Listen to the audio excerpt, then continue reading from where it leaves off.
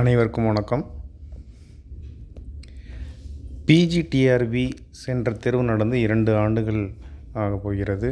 மேலும் நியமனம் நடைபெற்று கிட்டத்தட்ட 1.5 ஆண்டுகள் ஆகிவிட்டது. தற்போது டிஆர்பி ஆனது சென்ற ஆண்டு 2023 ஆனுவல் பிளானர்லேயும் சரி, 2024 ஆனுவல் பிளானர்லேயும் சரி, பிஜிடிஆர்பி தொடர்பான காலி பணியிடங்களையும் டென்டேட்டிவ் டேட்டையும் வெளியிட்டு வருகிறது. ஆனால் சென்ற ஆண்டு நான் குறிப்பிட்டது போல தேர்வுக்கான அறிவிப்பு வரவில்லை.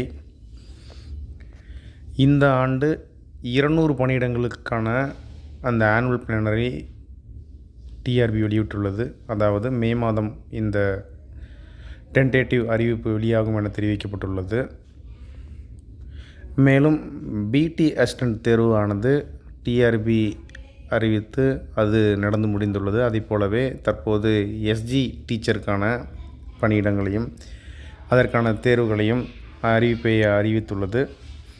அதற்கான தேர்வும் தற்போது நடைபெற டிஆர்பி ஆயத்தம் செய்து வருகிறது. அதன் பிறகு பிப்ரவரியில் அந்த அசிஸ்டன்ட் ப்ரொஃபஸருக்கான தேர்வுகள் நடைபெறும் என்று நோட்டிஃபிகேஷன் வெளியிடும் என்று தெரிவித்தது. அதை போலவே இப்போ கடந்த சில நாட்களுக்கு முன்பு அசிஸ்டன்ட் ப்ரொஃபஸருக்கான தேர்வுகளும் அறிவிப்பும் டிஆர்பி வெளியிட்டது. இப்படி தொடர்ச்சியாக டிஆர்பி ஆனது PT assistant, SG teacher, assistant professor ஆகிய முக்கிய 3 தேர்வுகளுக்கான அறிவிப்பை வெளியிட்டு டிஆர்பி செயல்பட்டு கொண்டு வருகிறது.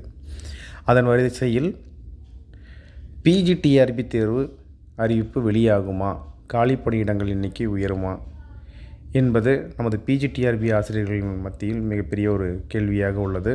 தொடர்ச்சியாக பிஜிடிஆர்பிக்கு முயன்று வருவர்களும் பிஜிடிஆர்பியில் வேலை பெற்றிட வேண்டும் என்ற ஆர்வத்தோடு செயல்பட்டு வருவர்கள் இதற்காக காத்து கொண்டிருக்கின்றனர். தற்போதுள்ள கேள்வி, அறிவிப்பில் குறிப்பிட்டது போல 200 பணியிடங்களுக்கு அறிவிப்பு வெளியிடுமா என்பதுதான் கேள்வி. பெரும்பாலும் இப்போ டிஆர்பி பொறுத்தவரை இந்த பிஜிடிஆர்பியின் பொறுத்து நிறைய சவால்கள் இருப்பதாக தெரிகிறது.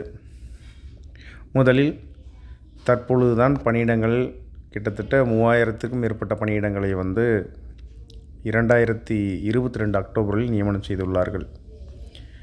எனவே அவர்களுக்கு உடனடியாக இப்பொழுதே மிகப்பெரிய அளவில் பணியிடங்களை நிரப்ப வேண்டும் என்ற ஆர்வம் அரசுக்கு இருப்பதாக தெரியவில்லை. முதலில் ஒன்று. இரண்டாவதாக, பிஜிடிஆர்பி காலி பணியிடங்கள் இருக்கிறதா இல்லையா? காலி பணியிடங்கள் நான் சென்ற வீடியோவில் குறிப்பிட்டது போல் கடந்த வருடம் ப்ரொமோஷனில் சென்ற பிஜி ஆசிரியர்களால் ஒரு 600க்கும் மேற்பட்ட பணியிடங்கள் காலி ஏற்பட்டது.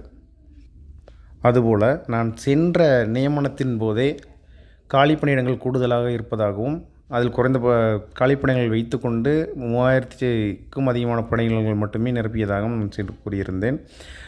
அதிலும் காலி பணியிடங்கள் உள்ளது. சென்ற ஆண்டு பதவி உயர்வு பெற்றதன் பேரில் 600 காலி பணியிடங்கள் ஏற்பட்டது.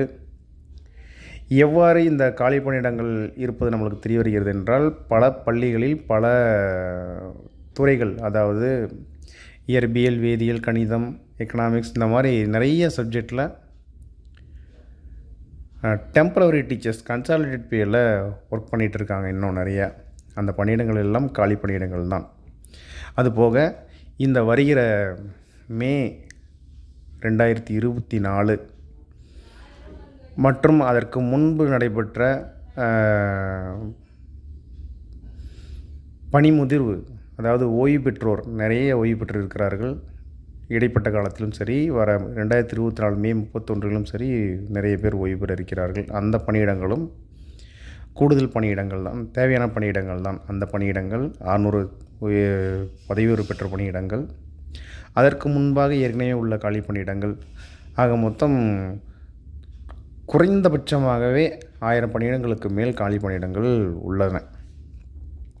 இந்த காலி பணியிடங்களை நிரப்புவதில் அரசுக்கு என்ன சவால் என்றால், ஏற்கனவே ஒரு வீடியோவில் குறிப்பிட்டது போல் அந்த 1000க்கும் மேற்பட்ட ஆசிரியர்கள், அதாவது முதுநிலை ஆசிரியர்கள் உயர்நிலைப்பள்ளி தலைமை ஆசிரியர்களாக பதவி உயர்வு பெற்று வந்தார்கள். அதற்கான வழக்குகள் நடைபெற்று அவர்களை மீண்டும் முதுநிலை ஆசிரியர்களாகவே நியமிக்க சொல்லி உத்தரவு பிறப்பிக்கப்பட்டது.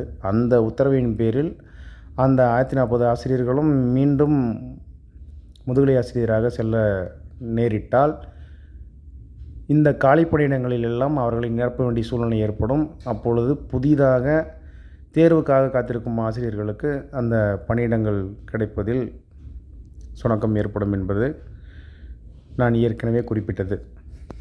எனவே அந்த பணியிடங்கள், அந்த ப்ராசஸ், அந்த செயல்பாடுகளை இதுவரை அந்த டிஆர்பியோ அரசோ அதை முன் வந்து அதை எந்த வகையில் சரிப்படுத்தலாம் என்பதை இன்னும் முடிவு எடுக்கப்படவில்லை. ஒன்று, அவர்களை ஆசிரியர்களை மீண்டும்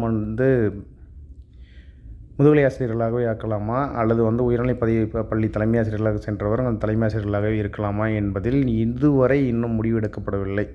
இந்த குழப்பமான சூழ்நிலையில் 1000க்கும் மேற்பட்ட காலி பணியிடங்களை பிஜிடிஆர்பியில் நிரப்புவது என்பது மிகவும் கடினம். எனவே தான் டிஆர்பி வெறும் சொச்சமாக 200 பணியிடங்கள் மட்டுமே வெளியிட்டுள்ளது. ஆக இந்த 200 பணியிடங்களுக்கு மட்டுமே அறிவிப்பு வெளியாகுமா என்றால் வெளியாக வாய்ப்பு இருக்கலாம். ஏனென்றால் அரசு மிக அதிகமான காலி பணியிடங்களை நிரப்ப தயாராக இல்லை. குறிப்பாக இப்போ எஸ்ஜி டீச்சர் காலி பணியிடங்களை எடுத்துக்கொண்டால் எஸ்ஜி டீச்சர் காலி பணியிடங்கள் 1700 சொச்சம் பணியிடங்கள் மட்டுமே அறிவிப்பு வெளியிட்டுள்ளது. ஆனால் உண்மையான நிலவரம் என்றால் அதற்கும் அதிகமான காலி பணியிடங்கள் உள்ளன. கிட்டத்தட்ட 2014 பிறகு இப்பொழுது தான் எஸ்ஜி டீச்சர் நியமனம் பணியிடம் நிரப்பப்பட அறிவிப்பு வெளியாகி இருக்கிறது. ஏறத்தாழ 10 ஆண்டுகளுக்கு உண்டான காலி பணியிடங்கள் வெறும் 1700 பணியிடங்கள் மட்டுமே நிரப்புவதாக அறிவிப்பு வெளியாகியிருப்பது குறிப்பிடத்தக்கது, நம்மை கவனிக்க வைக்கிறது. அதே போலவே டிஆர்பியிலும் பிஜிடிஆர்பியிலும் அது அவ்வளவு பணியிடங்கள் நிரப்புவதற்கு பதிலாக வெறும் 200 பணியிடங்கள் தேர்வு நடத்தாமல் இருப்பதற்கு பதிலாக 200 பணியிடங்களுக்கு தேர்வு நடத்தலாம் என்று கூட அரசு யோசிக்கலாம். யோசித்தால் அதே போலவே 200 பணியிடங்களுக்கு அறிவிப்பு வெளியாகி தேர்வர்களை தேர்வு செய்யலாம் என்ற முடிவுக்கும் பிஜிடிஆர்பி வரலாம்.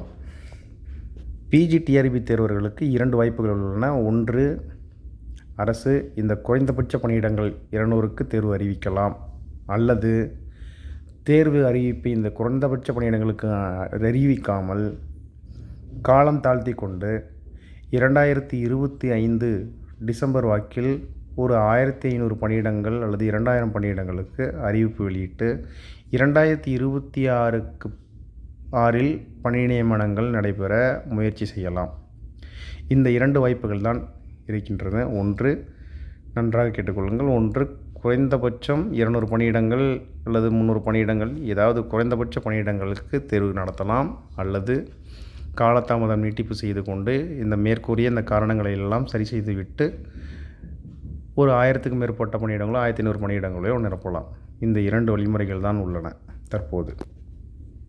எனவே தேர்வர்கள் இந்த சூழ்நிலையை கருத்தில் கொண்டு பல பேர் தங்களுடைய தனியார் பள்ளியில் வேலை செய்து கொண்டிருப்பார்கள், பல பேர் கன்சல்ட் பள்ளியில் வேலை செய்து கொண்டிருப்பார்கள், பலர் தொடர்ந்து முயற்சியாக தனியார் இன்ஸ்டிடியூட்டில் படித்து கொண்டிருப்பார்கள். அவர்களுக்கெல்லாம் இந்த சூழ்நிலை உதவிகரமாக இருக்கும். இந்த சூழ்நிலையை கருத்தில் கொண்டு தமது சுய சூழ்நிலைகளையும் கருத்தில் கொண்டு தேர்வுக்கு நீங்கள் தயாராக வேண்டும் என்று கேட்டுக்கொள்கிறேன். நன்றி.